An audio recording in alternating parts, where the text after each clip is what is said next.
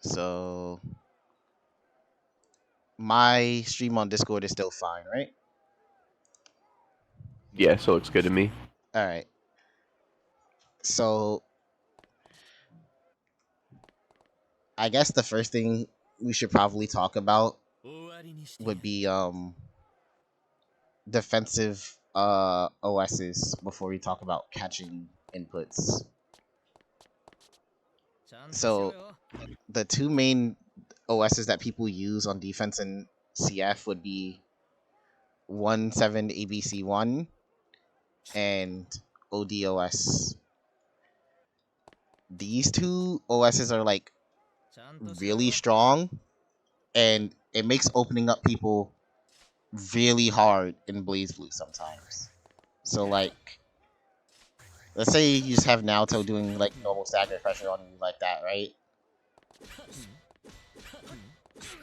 It's like, okay, whatever. He's trying to open you up. He's trying to get you to twitch, but like 17 ABC. My inputs are bad. That deals with so many like timings on stagger, and it makes doing pressure like really hard. On top of that, if he tries to like work and throw somewhere, and I like am a little bit. Oh wait, I didn't record. If he tries to work and throw somewhere, I'm either gonna jump the throw if I'm early. If I'm a little bit late, ABC is going to tech throws anyway. So this is one OS that's like, how do I structure offense if somebody's going to cover so many options at once? Same with ODOS, where go for something like a slow overhead if they're doing ODOS. They're going to overdrive through my overhead or slow move, and then I explode into whatever combo that they do. Probably 4K. It's Jin. I was just doing the combo. Forgot it. Uh, and these OSs like they cover like way too many like basic things that it makes certain characters like struggle because of it. How do we fight these? So at least for fuzzy jump, right? The best thing to do is probably just staggering lows, or just looking for a way to catch their jump startup without trying to overcommit to anything.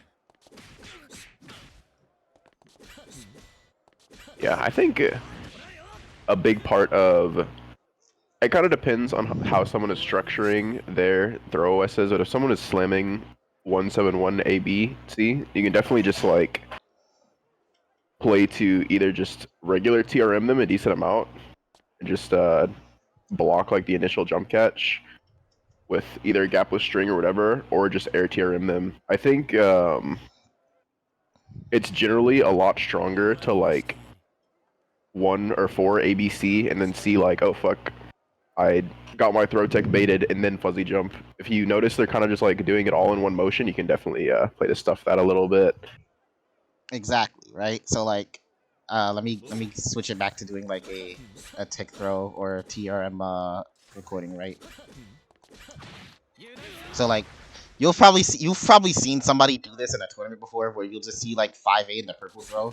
Like, that has a purpose for doing something like that just right there, like TRMing them like that. It's the same like if you were to see like the barrier flash right there, you are probably, that person is probably trying to fuzzy jump, and you can catch their input with something like this. Exactly, yeah. Um, for ODOS, it ends up being a lot harder, because for ODOS you have to do gapless strings. The thing with ODOS is it actually will lose to 1 frame. Anything more than a 1 frame gap, it'll die to, but it does lose to 1 frame gaps, like exact 1 frame gaps.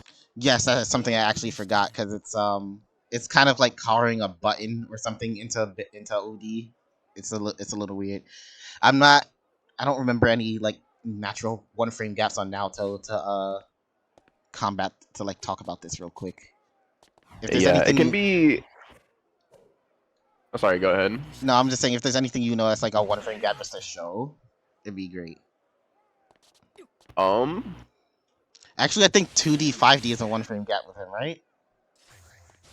I think so. You might be right. At least on IB.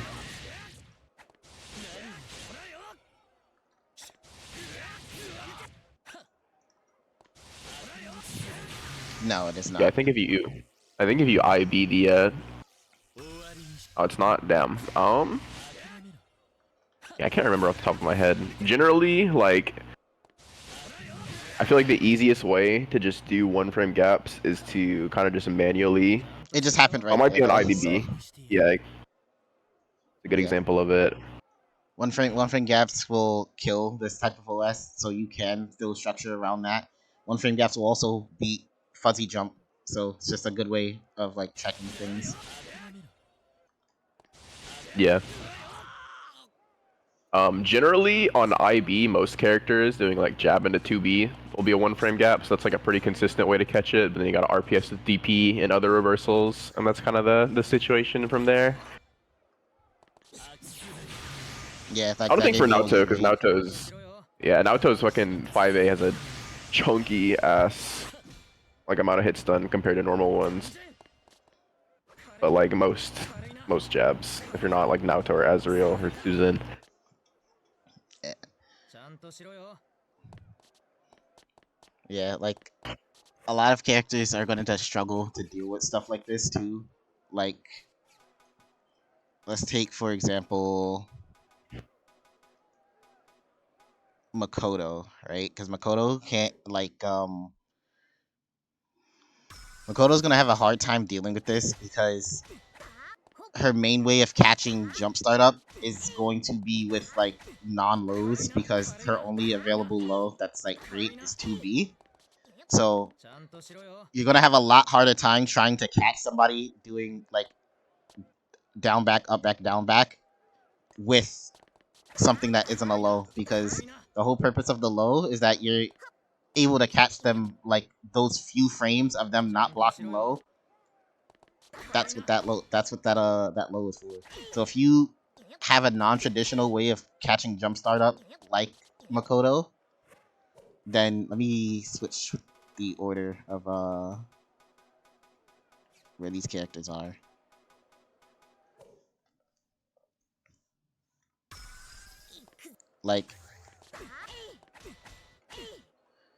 Like it is so easy to jump out of this compared to like jumping out of this. And even then that's still hard to that's still like easy to jump out of because of how specific Makoto has to be with her timing.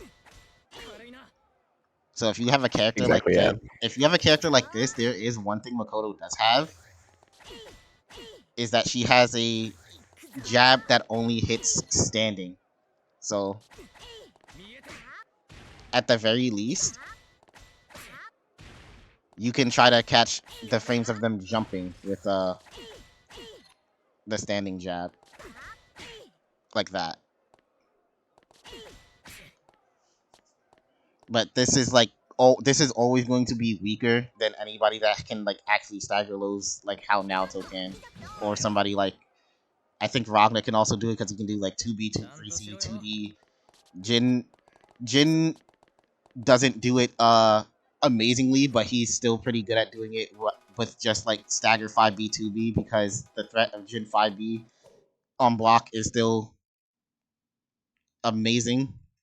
Like Jin just doing 5B delay 2B is amazing. Jin doing 5B throw is amazing. It also combats him. It also combats the throw tech. It combats the OD. Like it's just the fact that you have to manually time a lot of this to make it effective. But right Yeah. here, this is still like that's gonna work almost 100% of the time because of how much block stun Jin 5B has. Um, I'm not sure if there's any other ways to talk about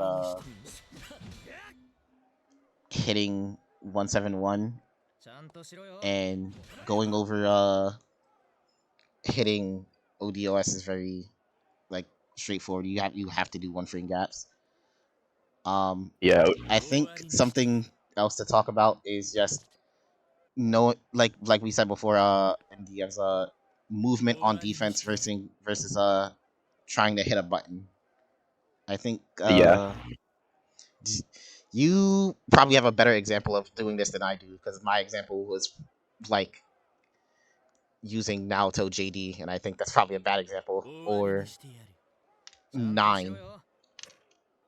If you have something you could share screen, then go ahead. Yeah, I can hear in just a moment. I kind of want to go back a little bit, um, and continue to cover a couple more things that I think are like crucial to say that like crucial weaknesses of those OSs. I think we should probably go over. But then yeah, I definitely have a couple examples we could go for. All right, go ahead. See, I haven't had to talk about some of this stuff in a while. This is why I got somebody that's like playing the game freshly, like right now. I definitely feel you. Oh.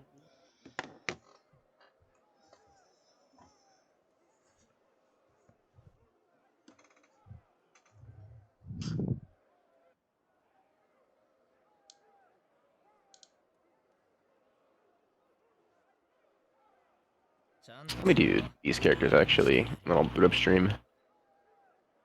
Um, this person says they've always felt ODOS is kind of unstable because most frame chats will just get a full OD into like their 5A or 2A staggers. So already good stuff safe pressures, chilling, and just accidentally baiting it into being a random OD usage on defense.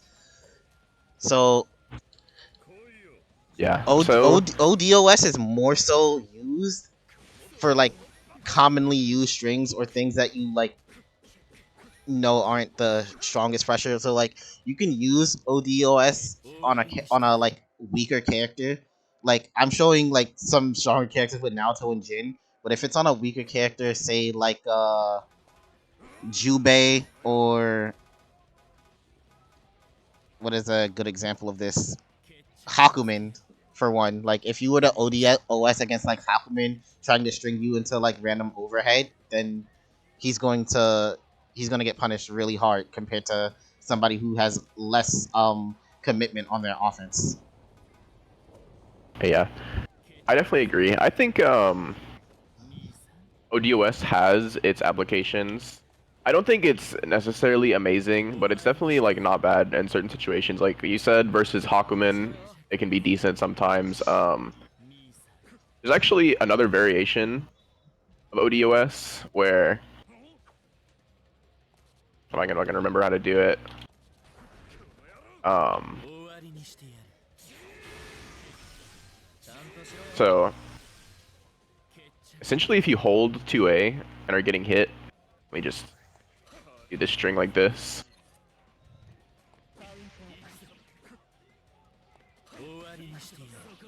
If you do that, if you're not getting hit, you'll pop OD, and if you are, you won't burst or anything. This one actually can be done in one frame gaps and stuff. The only problem with it is like you have to manually time it. And that variation of ODOS is pretty strong versus like certain set play setups. Like for instance, it's the only way you can like get out of Carl's unblockable with using overdrive without burning your burst. Shit like that. The standard variation is definitely like it has its use cases, but the whole losing the one frame gaps thing makes it, like you said, pretty weak to just general stagger, and it's kind of something you only use in like really streamlined set play situations versus characters who have like really big gaps and high recovery like Hakumen or Tager or something.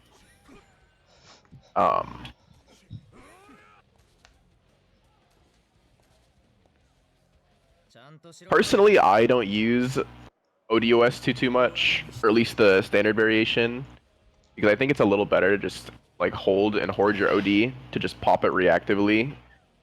But it definitely has its use cases. It's not like worthless, but it is pretty risky. Yeah, I agree. It's like I said before, it does make offense hard sometimes, and the weaker characters are going to suffer. But it's still something that I feel like it's important that people know that it exists, know how to do it, and they know how to counter it. Same with Fuzzy Jump. Yeah, Fuzzy Jump is definitely so agree. strong in this game. Yeah, Fuzzy Jump in Blaze Blue is like super powerful. I had kind of mentioned it for a second earlier. I think the big thing with Fuzzy Jump Throw OS is a lot of people kind of get confused and they will just structure it like they'll just like make them all one motion. I think Fuzzy Jump Throw OS is like a lot more broken if you literally just use it as like a two-part like solution to a problem, or it's like I kind of mentioned before, you get your throw tech baited and then you jump in response because you're like, oh, I need to do something here. It becomes a lot more difficult to deal with it that way because the ways that we mentioned earlier with just like jump catch starting, jump startup catching are pretty easy to respond to it with, and then you can obviously just like air TRM it and shit. Like that is pretty free to do. Whereas if you do the other variation and only do things in response, they have to like kind of commit a decent amount harder to call you out. I think another thing people don't do enough is kind of under, this is like branching out a little bit, but it's kind of under a similar like school of thought, is if you get your throw tech baited and you have overdrive, it's never a bad idea to like recognize the situation of, oh, I'm in TRM state and I could eat 40% off a throw and explode here. I should just burn overdrive to alleviate any risk for myself here. And a lot of the time, if you're fighting a good player and they notice the barrier flash, they're going to go for a throw anyways. You might just manage to catch them and make them explode, but like even if you don't do that, the Yeah, alleviation of the risk is really strong. there's like a couple of responses that you'll see from a good player. Like if they see the barrier flash, they'll probably try to throw you. They'll probably try to throw purple throw TRM. They'll probably start spamming lows at you. If they're really brave, then they'll like start jumping and trying to meet you in the air, JA you back down, or just in general back off and use something that can cover multiple options at once. Like if you're fighting an Izioi and they see you doing like fuzzy jump, which is probably not advised against that character, they can easily just shut you down doing any version of like Izioi D Saber. Very true, yeah.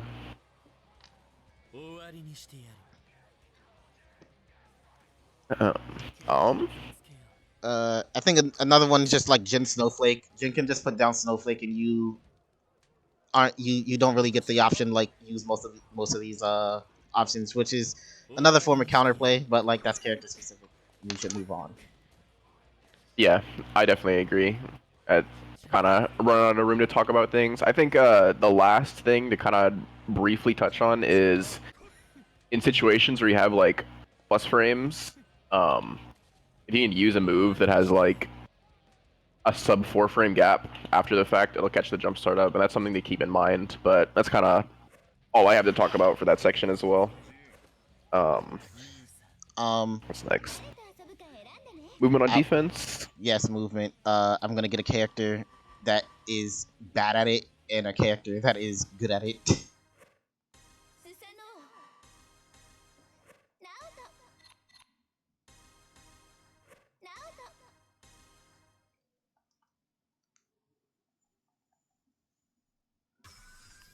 So like moving on defense a lot of the time is mad strong against certain types of pressure. So like people will generally try to use something like a late air dash or just jumping in the middle of their pressure like this to add a layer.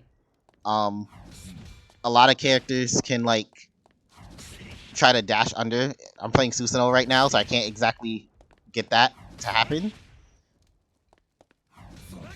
So other options for him instead rather than just having be able to dash under is like he can just jump forward and try to escape the corner like that.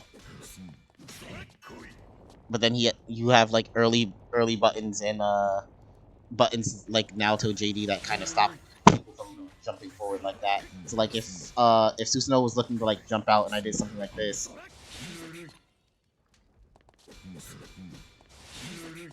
most of the time he's just going to have to block it in the air, or even if you're not fast enough, you're just gonna get him back down. You do get to push Naoto out, and you get to create more space for you to actually move. But when you can't move like that, you have to find different ways out through IB and stuff.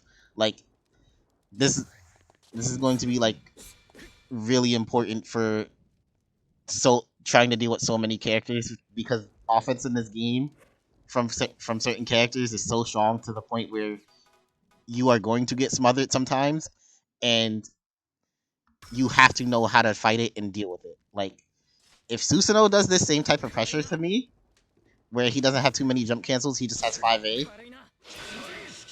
and that's usually the safest option for Susanoo is to press JD like as late as possible.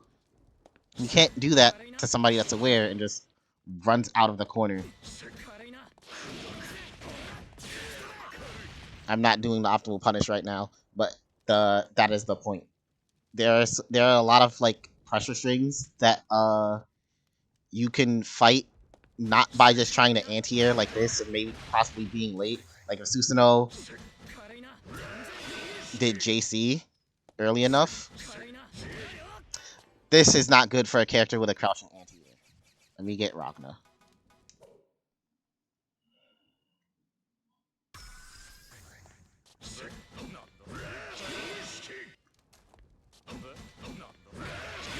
He will get counter hit trying to 6A that.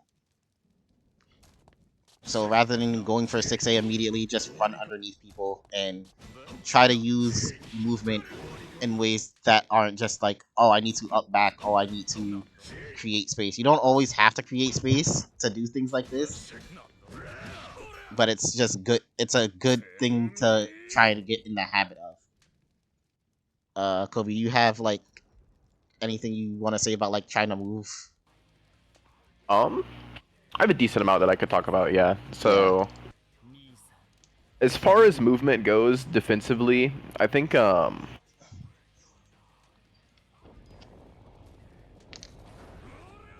movement in an offensive and defensive context is kind of like a big topic, because obviously you're not moving a whole lot when you're directly under pressure, and obviously when your back is the corner, you can't really move much. So a lot of what you as a defender are doing is recognizing how the opponent is moving in their offensive sequencing and kind of just like figuring out, okay, how can I effectively deal with this in the lowest risk way possible? Like you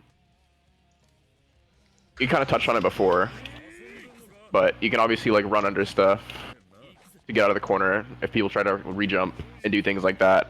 Like you said, you can jump out. If you air IB, you have like really good options. If I can fucking do stuff like that. Stuff like that can be really strong, especially on characters with like worse anti-air tools. Stuff like that is going to be your primary way of like dealing with re-jump pressure and dealing with pressure resets of that manner. Like you kind of mentioned, say someone is like, I guess I need a different character for this. Do this. So say someone is like kind of just trying to keep their string, or not even keep their string safe, but like just keep their space and like hold the advantage that they've created in like a really low commitment way. So say Ragna is doing like something like that to just like hold the space in front of him. Obviously, like this character's anti-air is good, so I can kind of just anti-air that. But in that context, he can just do nothing and smoke you. What the fuck? Gotta hold that block for just a little bit longer.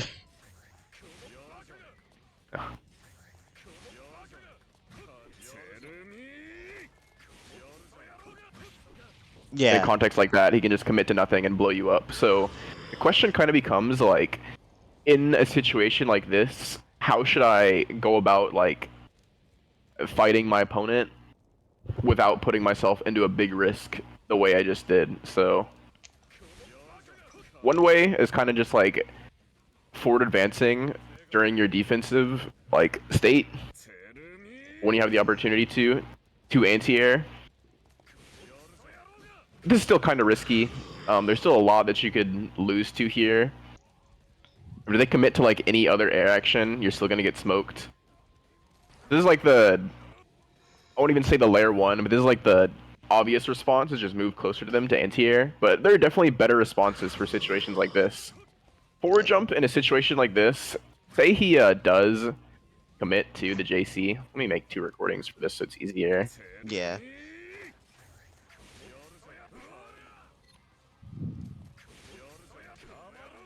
He kind of the same thing that we had talked about a second ago prior.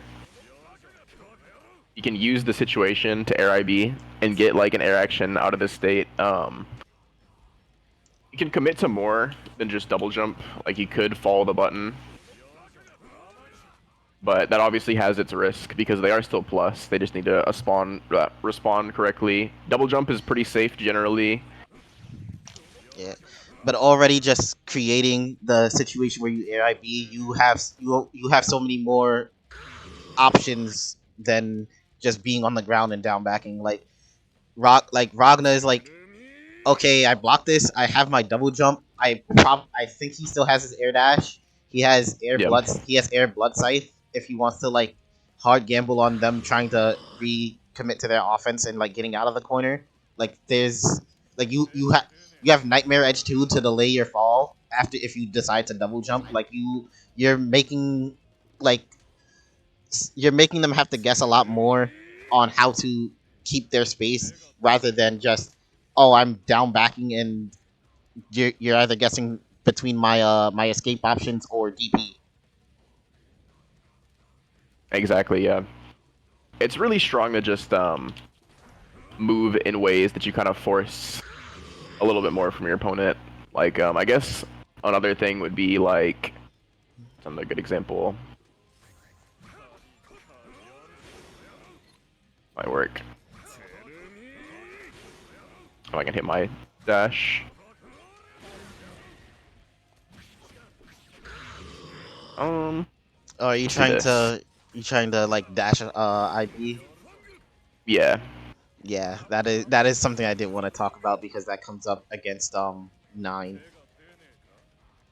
it's definitely a pretty strong thing. I can actually swap to 9 if you have a couple examples you want to go over.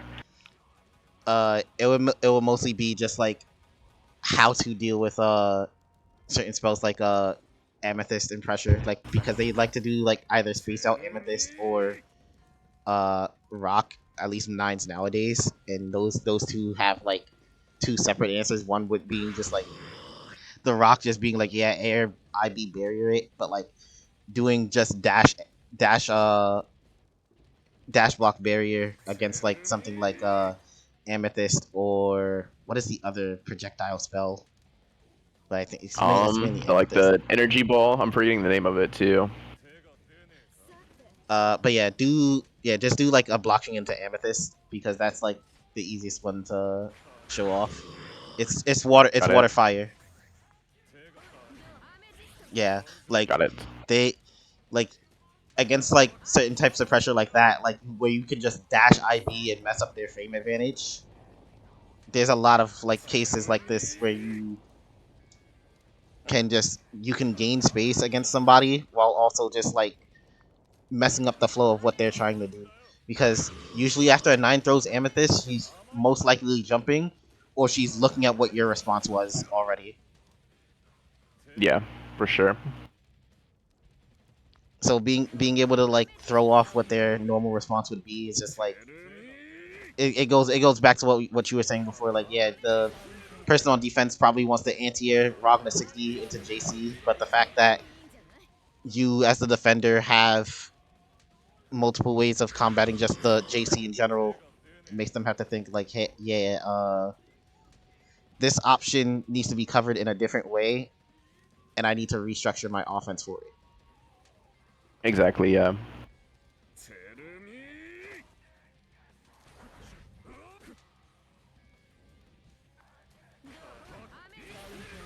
I think on reversal characters especially, bridging the gap like that can be really strong because it gives you opportunities to DP in situations you wouldn't otherwise have it, alongside all the universal things that just everyone can apply, which can be really strong. I think another character probably comes up for is I actually need to look at character select now because of this. Amane, actually, even though there's not too many people playing Amane right now, being able to put yourself into very specific spots against Amane to stop his pressure helps a lot. I'm not sure how it comes up with Bang. I barely saw this character back in the day. Like this is a new character technically with how much he's seen now. Fuck, where's this character even at, man? Oh, Who are you looking for? there. Oh yeah, I'm on there A. he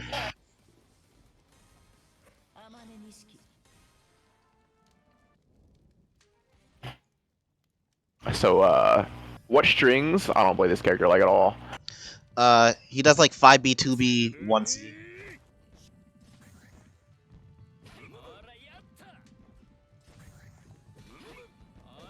Gotcha. 1C, 1C. Oh, 1C word. Yeah.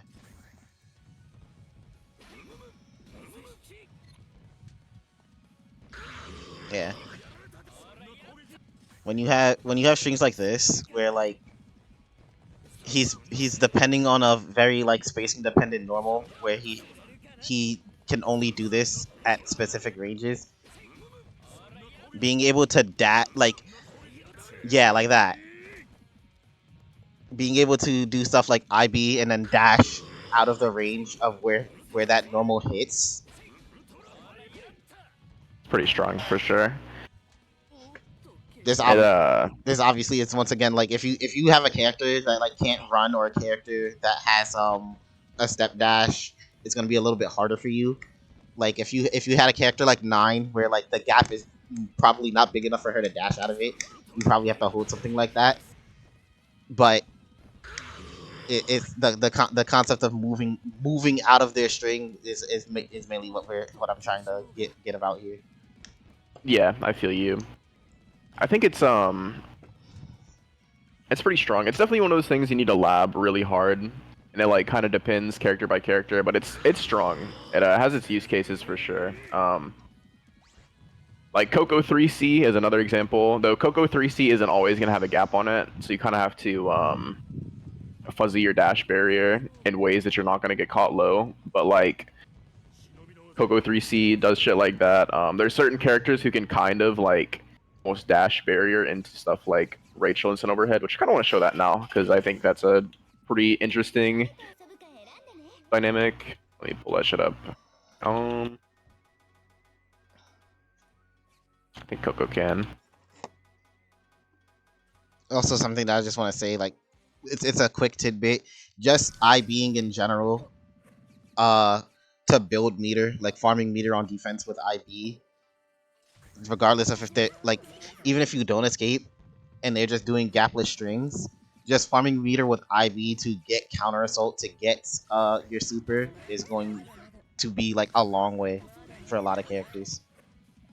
Definitely.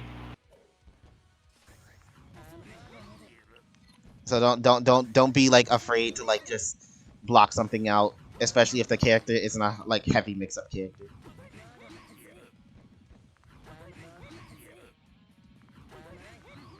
Like Coco can do. Shit like that. Yeah, you definitely But need a fast and small character to do something like that though. for sure, for sure. It's definitely not too many that can do stuff like that. Though I definitely will say like a lab out a lot of characters that you wouldn't expect to be able to low crush or like alternatively low profile different options can do so in a lot of situations you wouldn't really expect them to be able to. Like for instance, Naoto can 2C Rachel Instant Overhead 2, even though his 2C like is 7 frame head and vuln, and on paper it shouldn't work out. It just low profile is low enough that he can do it. Shit like Asriel 3C, surprisingly, will low profile it and punish it. Astral Like get an air hit. 3C just decides what it wants. It just decides that whatever button you're doing, it just goes through it. That button is demonic. I don't know why it does that. Yeah, it's very interesting.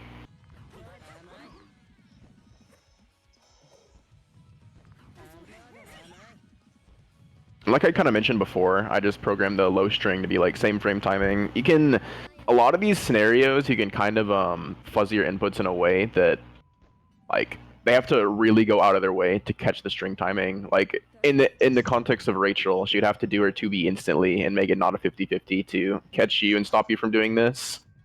This Because also if applies. she, This also applies to like the catching inputs things from earlier because like Kokonoi has a reversal super too, and most of the reversal super is on like back inputs, so like she's blocking during most of it, but there are those few frames where they're inputting the two and like not blocking. yeah, Or so if you have like a like for Rachel for example, if since like she does technically have a way to go into like gapless overheads, she can catch the few frames where Kokonoi is not blocking high and still stop Kokonoi from doing a reversal. It's more she it's definitely more can. it's more prevalent on uh DP inputs than like supers are. So like if you had like Naoto in against Naoto, somebody or anybody that can like rapid chain lows against a character with a DP, it's very easy for that character to just stop. You could just do Naoto. It's fine. Do Yeah, I'll Naoto. probably just do that.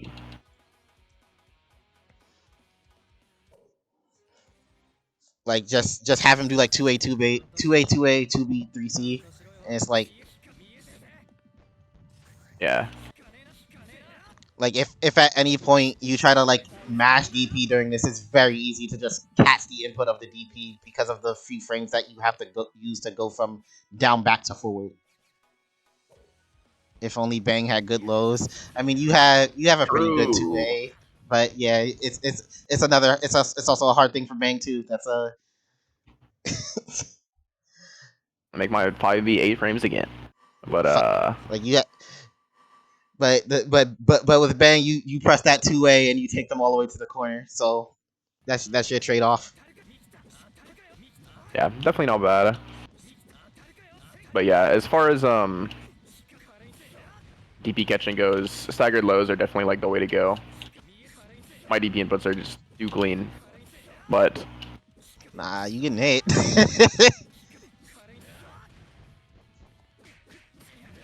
staggered I mean, lows are really good. I think a big thing that's underrated as far as fighting DPs for people is literally just like dash barrier into your opponent's face. Because like realistically, if you have your opponent's back to corner, and you just dash barrier up to them like this and kind of just like look at what they're gonna do.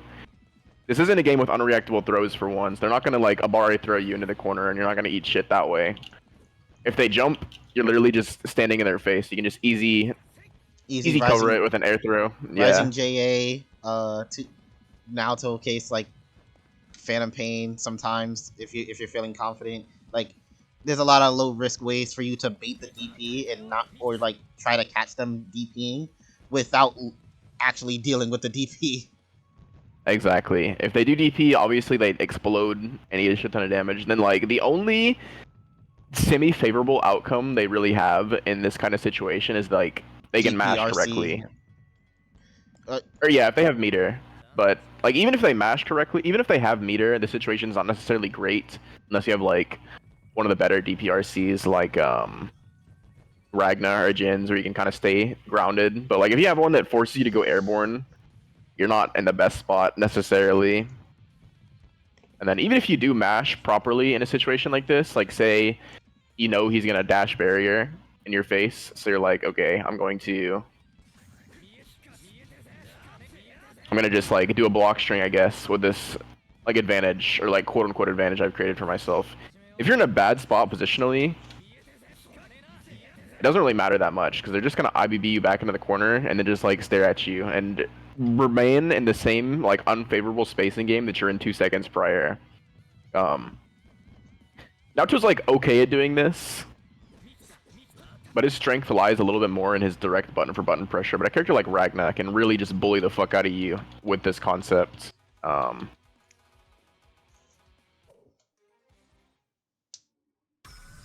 And this goes into like what you wanted to talk about before with overcommitting for on the defense. Yeah, I definitely think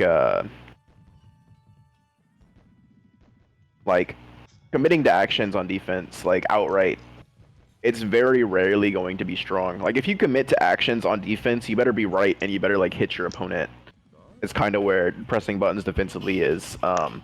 Either that or you should better be on a character who like kind of has to and has like the risk reward to be able to leverage it. Like I think mashing, Like like if say you're you're mashing on and you're playing like Asriel, sure, because you're pressing Asriel 5A, and the situation after you land that Asriel 5A is going to be way more threatening than the Hibiki player that mashed 5A and his 5A got jumped over.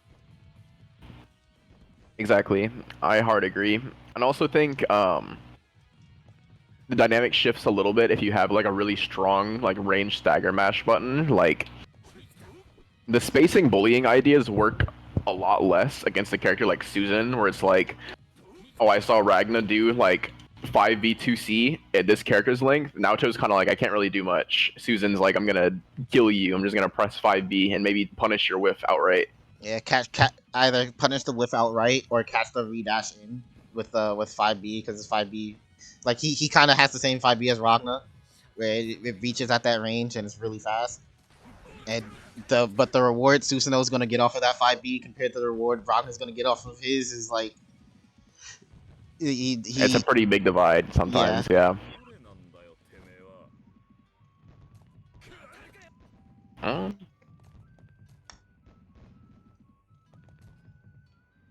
yeah. What was the next thing you wanted to talk about?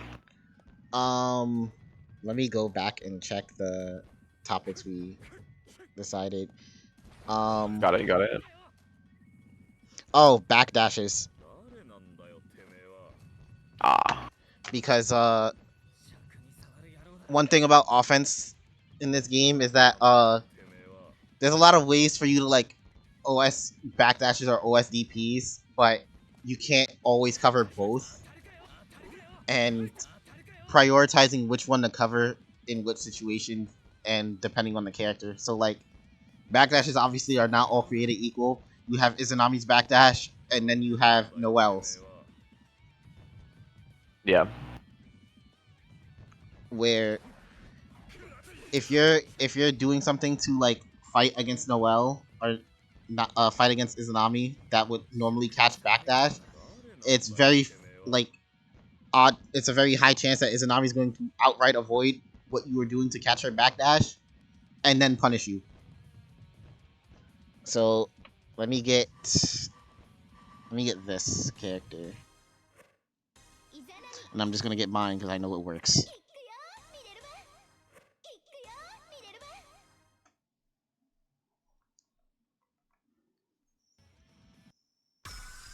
So very common just way to deal with something with Celica would be just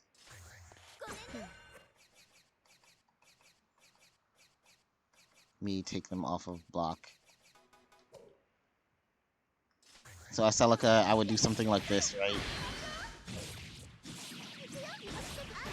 I don't think you have the right stream up on Twitch. Oh yeah, I don't. You're right. Let me do a shorter combo.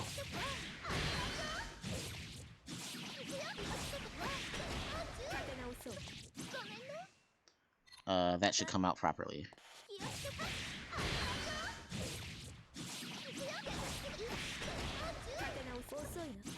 Yeah, like something like that, right? I would end up getting a dash button. But let me actually re-record this so that the dash button is like a better button, not 6B. Got it.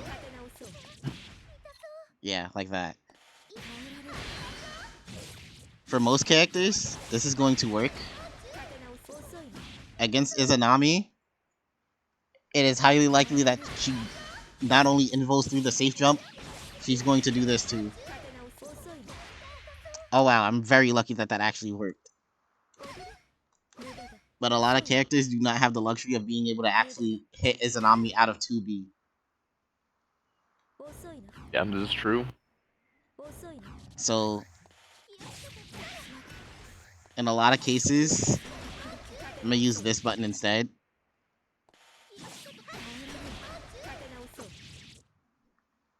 My backdashes are immaculate. But yeah, you are going to end up whiffing, and now this character is out, and you have to recatch this character. Versus if I do this to, say, Ragna, or let me actually use Hazama instead.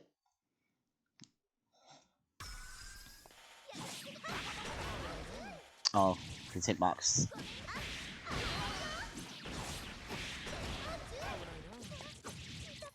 I can just do that.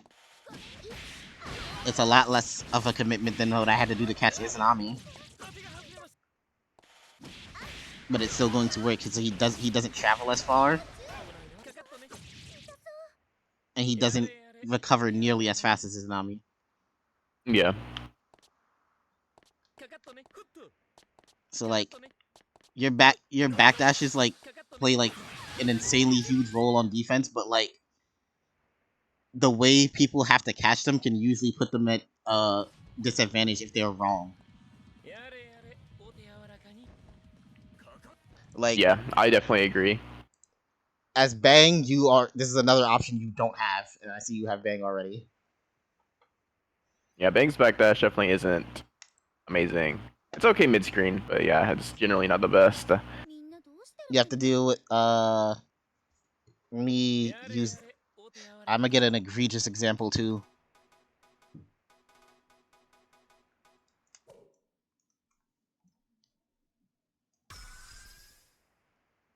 Like, yeah, I could try to knock you down and catch your backdash. There's no way that actually covers this. That is surprisingly covering that. Let me use a different.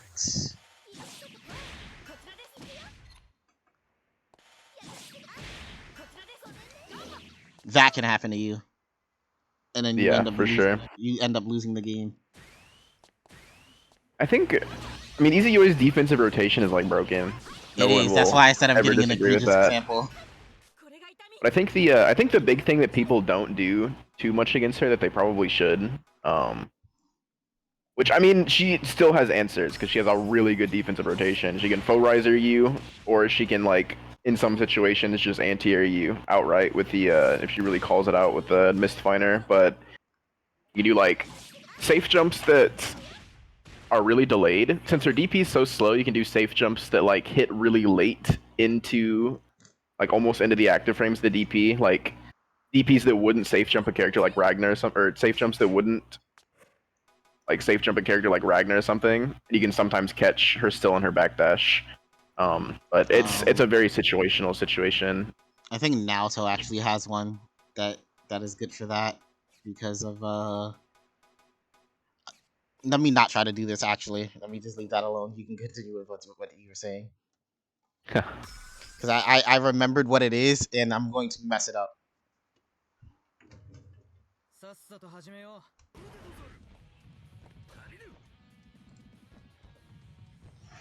All right. As far as backdash versus DP, like RPS, I just have to block. Yeah.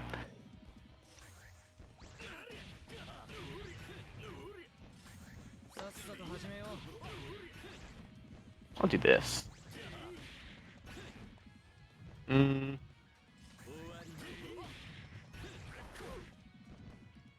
Yeah, so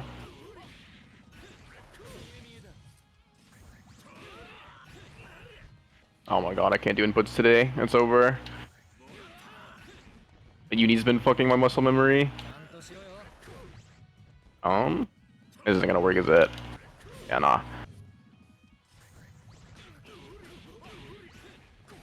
Yeah. If you do safe jumps or like reversals, safe Oki, generally you can catch, like you were mentioning before, you can catch like all backdashes with like dash 5A pretty consistently if your character is not slow. But you want more reward than that. So like a lot of the time, if you're fighting a character who likes to rotate the option of backdash and DP frequently, like Jin. Jin's a pretty good example of that because his backdash is like pretty solid. For the speed and invuln it has, it goes pretty far. So Jin's like to use it a decent amount. Jin, Lychee.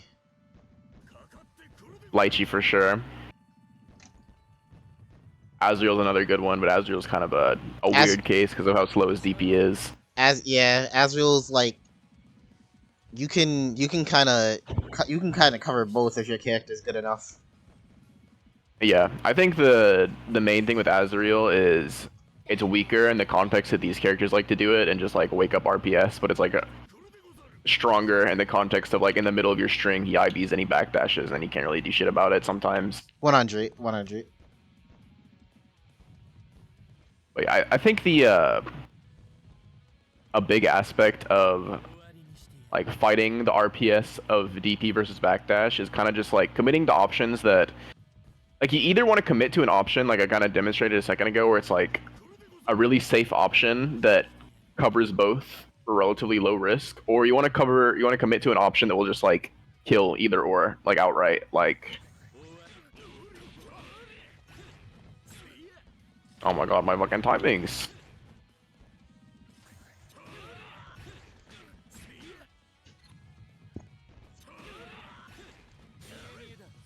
So you can safe jab Jin's DP. This obviously isn't applicable to like every character in the game, but for Jin, in this situation, you can't necessarily cover the backdash. Depending on your character, like if you're playing Ragnar or something, you can press 5B and you can cover, but a lot of characters aren't going to be able to cover the backdash from that range, like in that situation.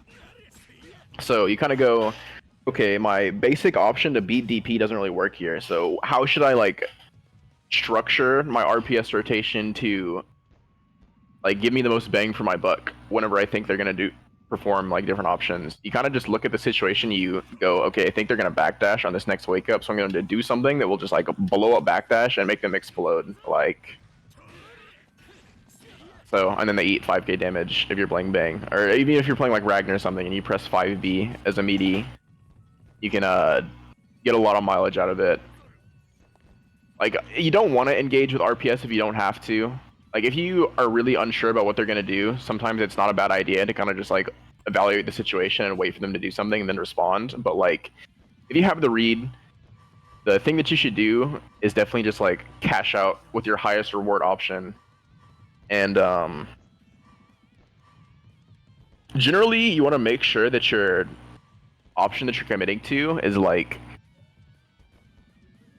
the cost of it not working out is low.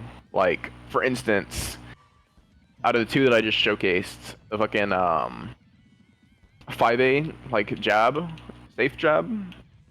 If they do backdash, at worst you go back to neutral and you're like slightly plus. It's not the end of the world for you. And then if you commit to a higher active frames button, there is the possibility of you getting OD'd through and exploding, and that's pretty scary. You should like be really mindful of that in that situation. But outside of that, it's not extremely risky. Eating a DP is not going to be the end of the world for you. I think Yeah, that's like most of what we talked about. Is there anything that anybody has to like ask about something specifically?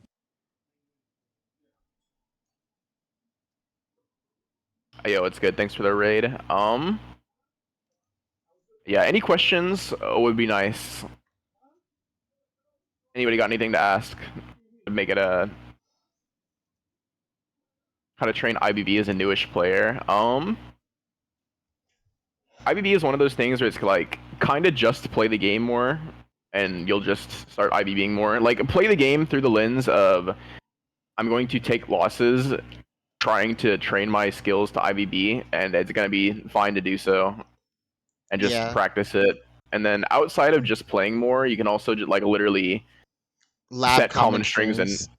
exactly, yeah. Like the amount of times that I've had to tell people to go to training mode and do this in training mode so that they can deal with this character, because everybody's dealt with just 5B 6B 5B 6B. Everybody's dealt with this, and it's like if you if you just do that and you make yourself the space so that you can backdash,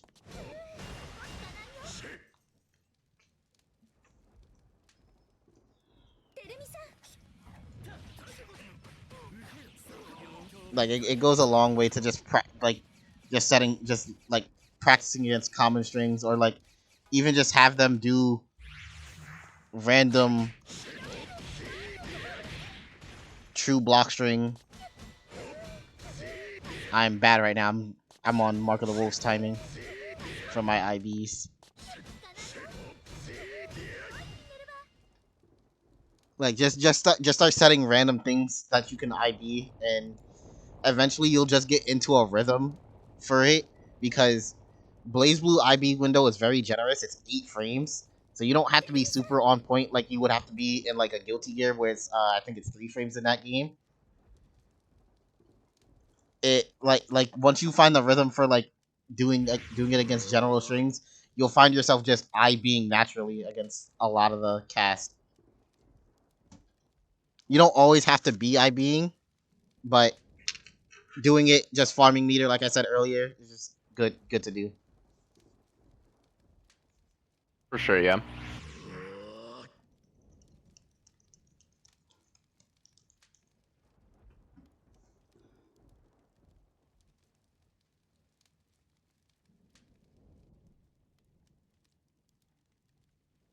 Yeah, definitely just something to keep practicing until you feel consistent at it. I mean, the thing with IB is there's definitely like ways to fight it. You can definitely delay your strings in awkward manners to try to catch people IBing. Like we kind of talked about it before. I guess we didn't get into it too much, but in the situation of like the staggered lows thing, sometimes you'll do that to fight IB timings. Sometimes you'll do shit like you know your opponent is going to stand there and block because they're fishing for an IBB, so you like run up throw them, or you know your character is like fishing to standard instant barrier a certain hit, so you sneak in crush trigger, like say as Ragna, you know they're fishing the regular IB 2C frequently, so like in the situations that you typically press 2C, you kind of just sneak in your crush trigger there to have the highest likelihood of it working out. Shit like that can be pretty good at fighting it. Shit like delaying and fucking around with string timings can fight it well, but generally it's just something you should practice, because at a certain point it kind of just gets to a point where like for standardized string timings you should just be IBing like In a rhythm. 50% plus of the hit. Yeah, Yeah. most of the hits that come out in those. There's also like if you are if you see somebody is hard focused on trying to IB, chances are they're not trying to react to what you're actually doing in the string. So you can do like the purple throws, you can do the tick throws, you can do like your 20 frame overhead probably, depending on who the person is. Like if they're that focused on trying to IB or IBB you out, throw in whatever mix up you have, or whatever, like how you just said, use your crush trigger, like throw in something to mess up their timing. For sure, yeah. It obviously doesn't scale like forever versus like really, really strong defensive players. They're still gonna kind of deal with your offensive rotation even if they are committed to like IB and IB being you. But it's definitely like in general a strong thing to look out for is if someone's like really flashing barrier, they're either gonna DP or they're gonna get hit by an overhead. Unless they're like one of like 50 players, one of like the really, really good ones.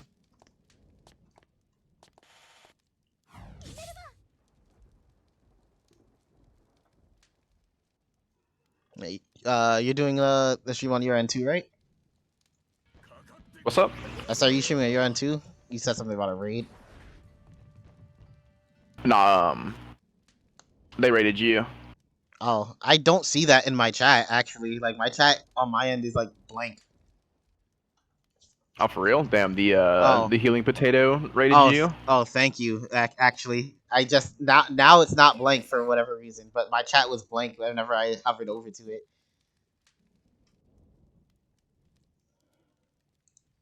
It's hard to like have the game up on one end and like the chat on another, because if I like tab out of the Discord window, like the streams all like blank out.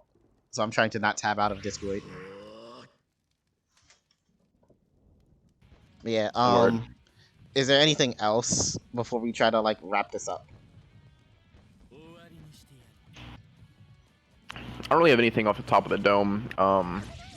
If anybody's got any more questions, I'm happy to answer. But Yeah, that's more so what I mean. Just like people with questions. yeah,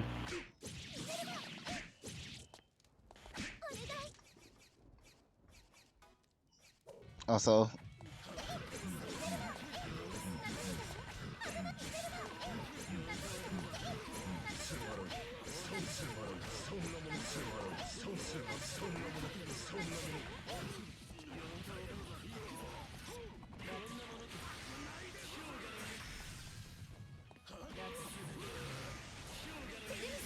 this person says nothing else until they start getting to RPS levels that they can't handle. word.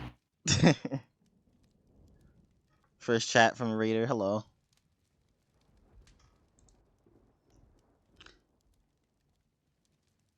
How do you ideally deal with space stagger like Susan 5B stuff or Relius 5B? Okay, that's actually a pretty good question. Let me That is, yeah. pull up a character here. I'll do Susan since you asked. All right, I'll do. I'm guessing you're talking about stuff like this where they're like at this range, kind of sitting at Tipper 5B range for Susanoo.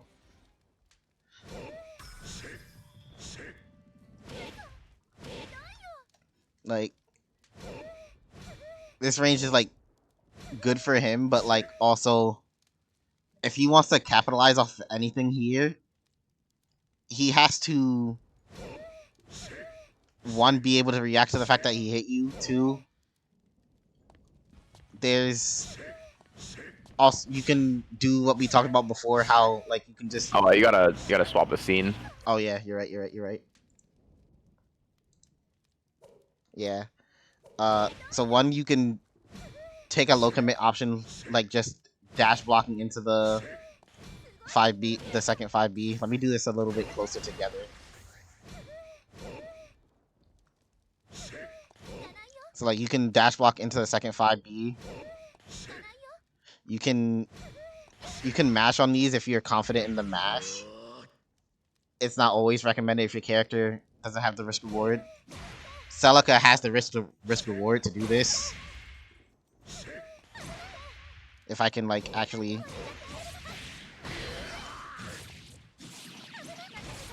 like we're both gonna do 4K to each other. So like as the Celica player, I'm taking this. But if your character can't do that, I would say just trying to pay attention to how they're doing these types of staggers. Like if he's just doing like 5B walk 5B, then like being a character that can just air dash out, I would take the air dash out because the Susanoo anti-airs aren't going to hurt as much, especially I'm a character with a fast air dash too, so I'm going to hit the ground before he can like even think about pressing 2C. But in general, these types of situations, it's all about like this is more of a PvP thing than a character versus character thing. You have any input on this? Yeah, I'll go ahead and pull something up for real quick. Oh.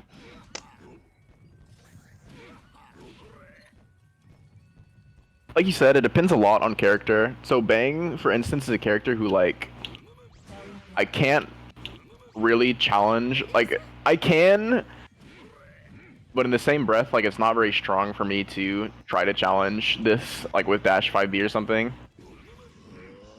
Let me find like a perfect spacing. There we go. Like it'll be really difficult. Even if I dash 5B like that, I'd have to be like frame perfect. And then even still with that, you're like RPSing on what if they press 5A and then just like smoke you with a disjoint. So the strongest or like the most low risk option you have in a situation like this is just jump forward. Like you said, air dash is pretty strong. Especially like super jump forward, assess the situation and leave can be strong. If you want to really greed out, kind of just like jumping forward to take space and then noticing like, hey, they committed to another action there. I'm gonna punish them with something. Can be really strong. Dependent on your character, you can do like, I mean, this is a very high risk, but it's an option you have. Is you can like commit to reversals, like say you're Naoto at the spacing, you can just E and DP and you're out. Say you're like Ragnar at the spacing. Obviously, you don't have E and DP, but you can still like dash DP, and he can't really stop you in a meaningful way because from the spacing. From the spacing that he's doing this at, if you're like IVBing his pressure,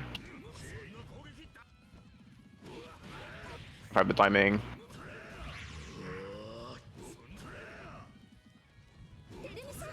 You can kind of put him in a position where like things like 3C won't be super strong. Things like 6B obviously will always have a gap, so you can like leverage dash DP. Even like as Bang, which your reversals kind of suck on this character, but you can leverage like 5D if you want to. You can like dash barrier block and kind of be in a better position than you would be otherwise. Just like if they're really far like this, neutral jump's really not a bad idea because you can kind of just like neutral jump and then you're not really gonna gain anything necessarily, but it's like really low risk to assess the situation. And then as Bang, you have like neat ideas like that to kind of reclaim a little bit of space and give yourself a little bit of breathing room. As some characters, you have like other shit like if you're on Jin, you could press like JC at this range and you probably connect, and it'd be difficult for him to anti-air you. Especially since he can't really apply the concept we talked about earlier of like dashing forward into 2C since he's Susan. Yeah, and Yeah, you're up. Sorry, go ahead. Susanoo is not really like a super heavy like mix up and super string heavy character either. Like everything happens like in one off like situations. So like even with this, where like if he decides that he's going to start using Gatlings, if you are right on like whatever Gatling he decides to do, like if he does 5B 5C and you IBB both hits, it's like the situation's over, and now you can like figure out how you're going to escape the corner and that. Pretty much, yeah.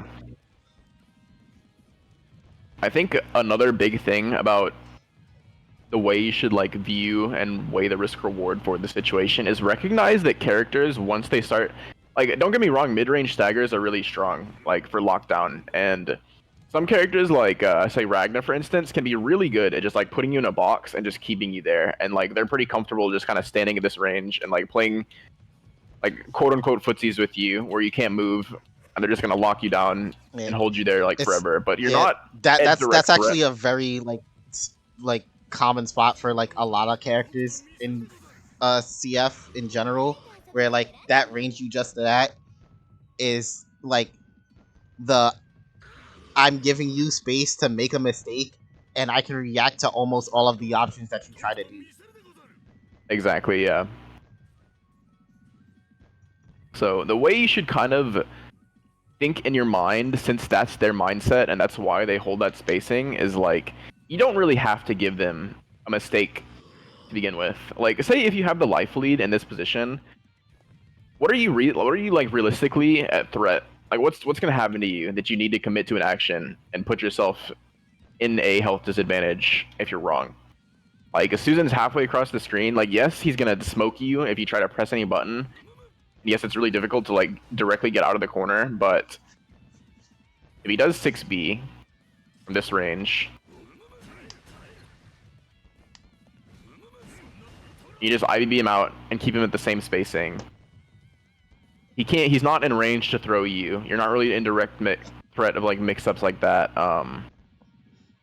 He could like jump The randomly mix-ups and here IB are at also you. high commit because the mix-up is 6C versus like 3C or 2D or Grand Viper.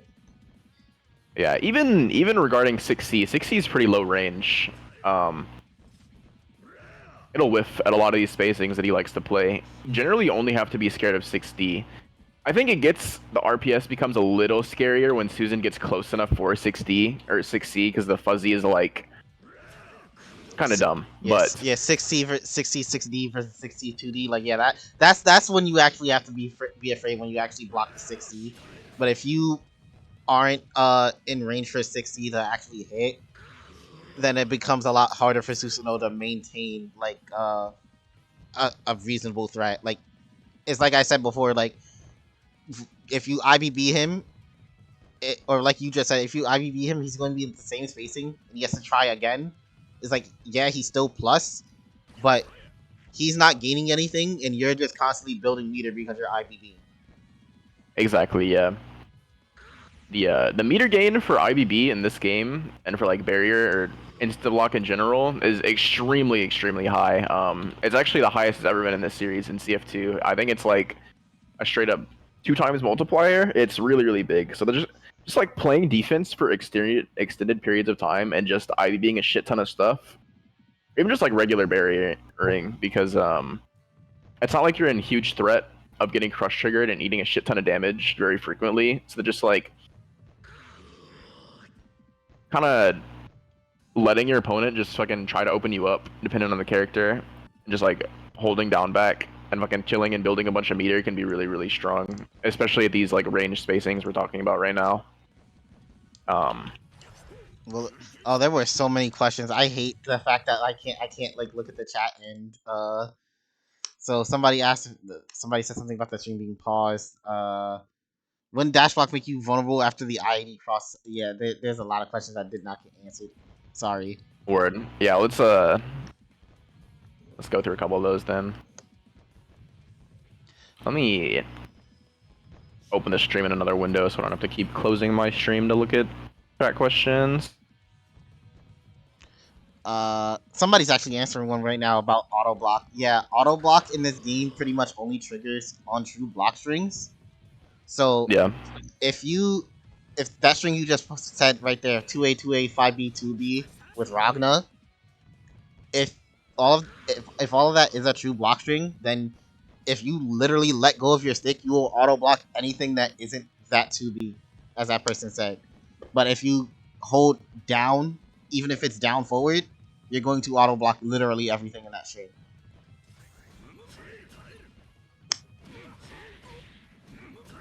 yeah.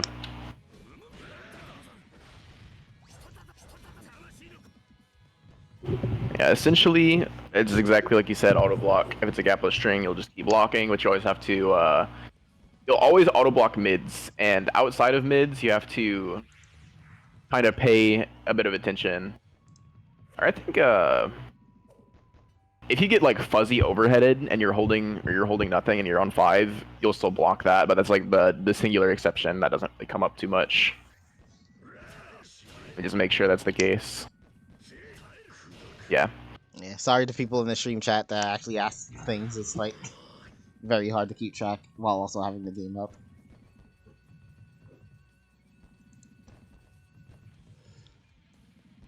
Uh, Same thing. Is there any like specific question to ask?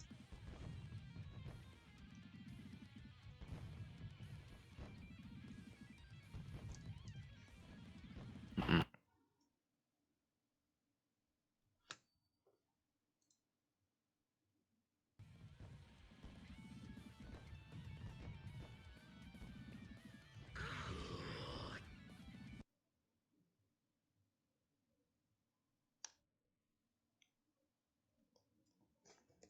Yeah, we got ice typing right now. You can't see when people are typing on Twitch because They don't do that. It would be a disaster for big streamers.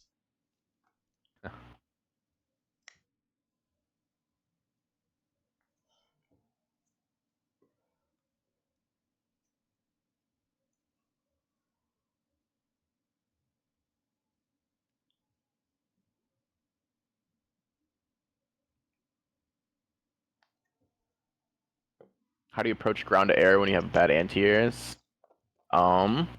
That's it's more of a neutral thing, but we can still cover it. Yeah, we can go over that a little bit. So, Susan's a bad example because his character's air buttons are broken. Let me swap to Ragna. So, essentially, like, this one breaks down into a lot of character specifics because if you don't just have a good all-purpose anti-air tool, it becomes a lot of like how do my button for button interactions work out versus things. Like Bang specifically can leverage his 2B. Jin can kind of leverage his 5C and his 2A. Yep. Same with Then you Mane. Mane will crouch under a lot of jump ins with 2A anti-air. yeah, for sure. Naoto's 2A can be kind of decent at that too, but he has 2C, so he doesn't like need to abuse it like that too much. And then besides that, it's just universal stuff. Running under is strong, In defensive unless you're fat. situations like re-jump pressure, went over re-jumps a little bit, but it's also Yeah. like you can use general defense that we talked about where you dash block underneath characters if the re-jump is something that's happening fast. Like I showed it off with like Susanoo versus Ragna, where like a lot of times Susanoo is going to try to use like early JC into JD or just late JD to B plus against you'll just check the VOD later. It's not a big deal to like go over it again. Like if Susanoo just does like 5A JC JD, like this is something that he can do to keep pressure. Obviously, if somebody reacts to seeing him jump and they stand up, but if the person just dashes underneath him, and you are a Bang player too, so like this is definitely something you can leverage. Also with Bang because yeah, is 2D the one that with the head guard point? Yeah. Yeah, so I think this is probably something better for you to talk about because this person does play Bang. Gotcha. Then I'll go over some like a lot of the RPS for Bang specifically. So versus rejumps, 2B is like a serviceable anti-air and neutral, but for rejump pressure, it's not the best. So generally versus rejumps, you kind of just have to commit to run unders like it's spoken about. Air IB, which Bang's Air IB is really, really strong since he has so many air options. He can Air IB and then he can double jump and then he can just like leave and then cover himself with a nail. So Air IB for Bang is an extremely, extremely strong because of how many options you have in the air after and how safe you can keep yourself. As far as like other stuff, directly committing to buttons isn't the best. But generally, what you can do is things that will beat 2D outright, like double jump baits and such, will lose to like rising JA or rising air throw. And Bang has a really, really high reward on both of these. So it's worth to like rotate them in as RPS options sometimes. Like that's a crisp 4K off an air throw. It's definitely not a bad option to leverage if you have a good read and you think they're going to try to bait 2D.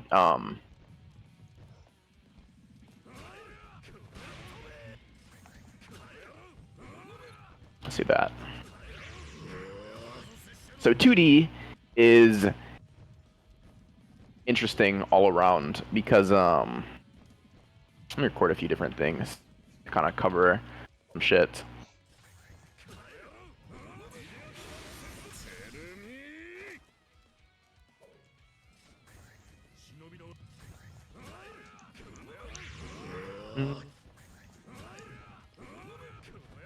No, I need to do you.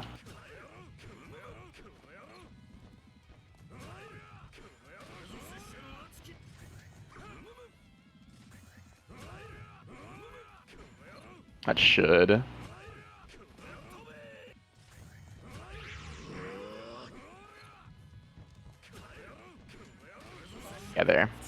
So,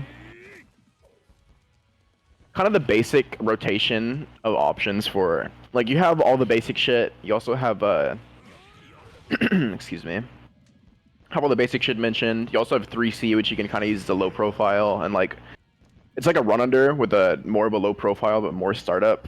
And that will come up in certain situations, like, you can do that if like Jin does instant jump J2C, whereas if you try to just run forward immediately, you'll get caught because your run's kind of tall.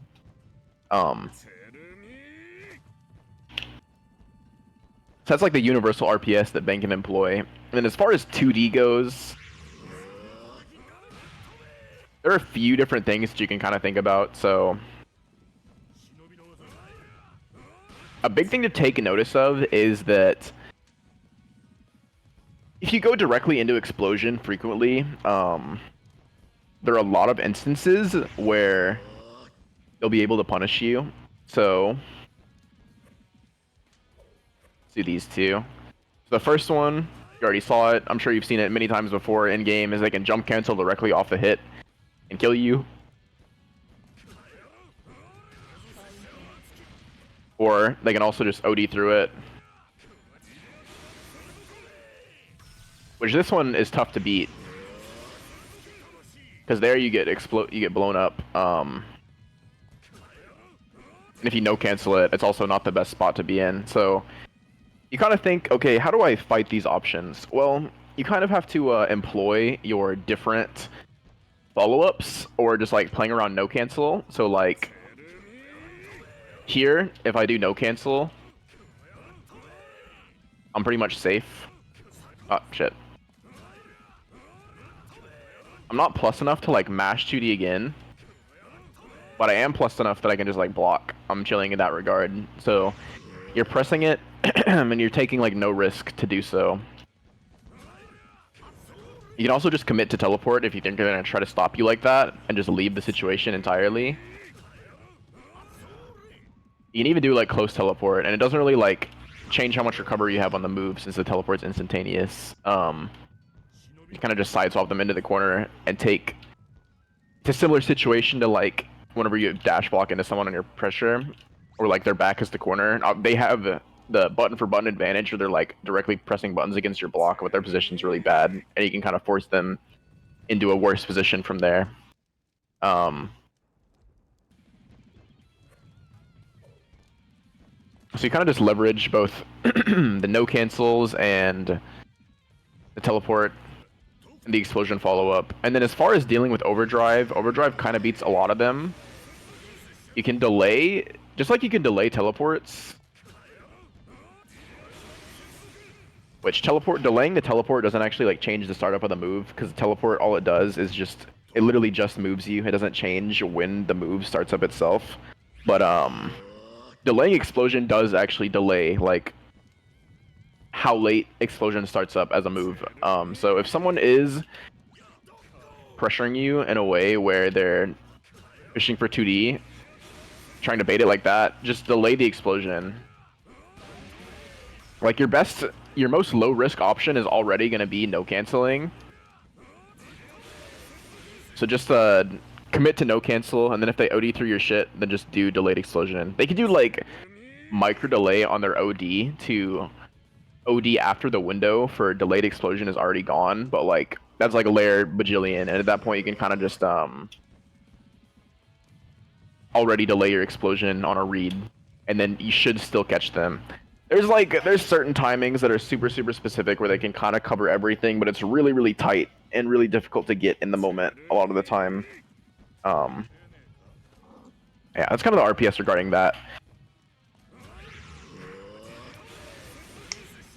I think the only other big thing is some characters are just really good at like catching 2D and its startup. Like Tao, for instance, can do really strong rejumps into 2A and like break the guard point frequently. And versus characters like that, you kind of just have to typically their buttons like as jump-ins aren't as good as the other characters who can't do that. So you can kind of just leverage 5A anti-air a bit versus those characters some.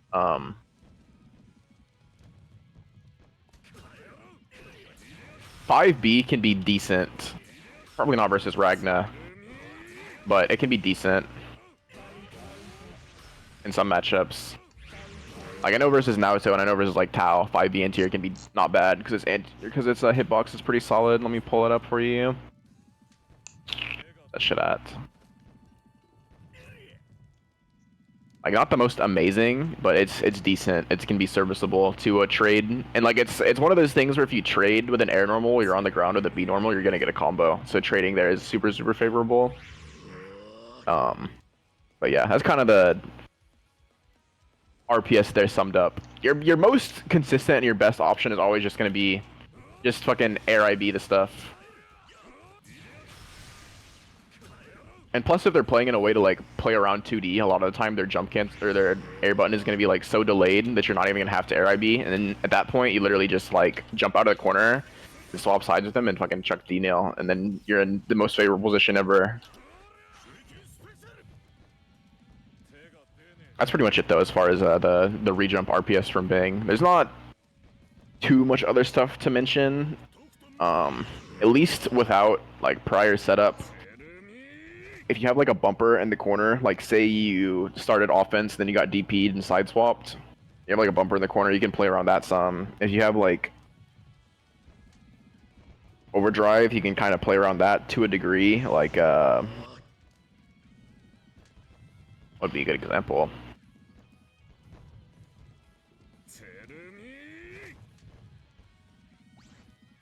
I guess like if they jump cancel during overdrive, the situation is different a bit. You have things like if you think they're going to kind of just like we had mentioned before, just like super duper respect you and just like chill, you have an option to call that out in your air command grab. Like an hidden input.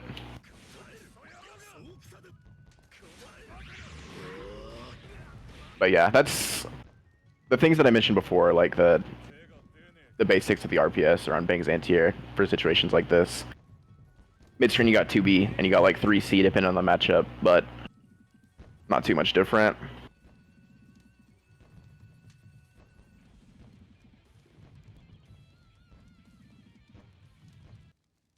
Yeah.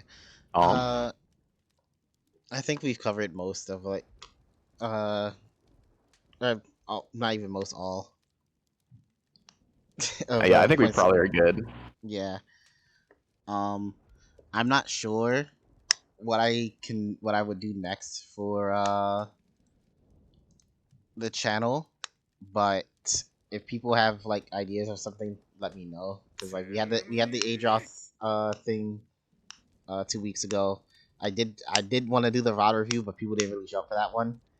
And then this is something that I just wanted to have in general because defense in this game is hard and it's not something that a lot of people grasp like instantly. So having something to show people like, hey, these are some options that aren't immediately showcased by the game and like tutorial or like that you can easily see from just like watching matches.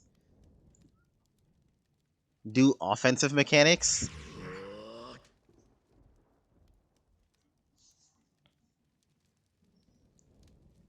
Um, Offensive mechanics is kind of just gonna be this in reverse.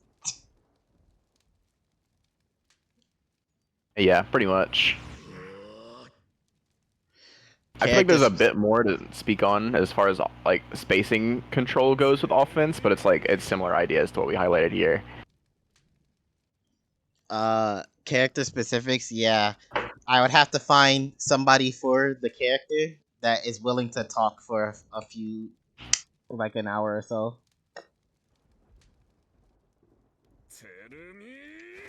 Try to force Jiv to do a character or something.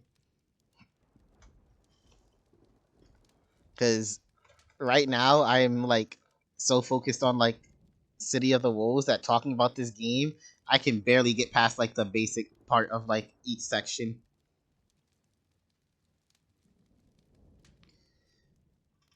No, most people that play this game are willing to give up the counter strategy to their character unless they're like started playing the game yesterday. Yeah. I mean, honestly, I'd rather fight someone who knows how to fight my character than someone who doesn't. I feel like it's annoying to have to guess on knowledge checks versus people. I'm pretty sure people don't want to come into the game and just only fight knowledge checks as much as people say that in this game, where this game is all knowledge checks. Is like, I mean, yeah, kind of, but there's a lot going on with some of these knowledge checks, and there's a lot more ways to interact with these knowledge checks that aren't like as blatant. So Yeah, it's pretty boring for like I think most players would agree that just like playing against someone who just doesn't have the information that they need to fight your character and just being able to get away with knowledge checks is kind of lame. It's just not very fun. The game kind of becomes like as interesting as it is whenever both players have all the puzzle pieces, so most people are pretty willing to give those up. yeah, but All right, well, yeah, there's nothing else to really go over here. So I'm gonna cut the stream now. Thank you to whoever like stayed around in the stream chat and whoever showed up for this. I like did not look at the audience the entire time, but yeah, I could probably I'll do like a poll to see what people want to do next week. Probably like I'll probably just end up filling it in with like VOD review again if people want their matches reviewed, and then so I can like have time to grab somebody, and bet. also like Well, like let them like think like, yeah, when are they going to be available? There's also combo breaker happening too, yeah, and I'm gonna be at combo breaker. I forgot about that. That's in like 2 or 3 weeks, isn't it? Damn. Yeah, it's in 3 weeks. Yeah, I see. Well, All right, thanks for so having me on. I feel like this thank is you for a being here. nice little discussion we had. If anybody has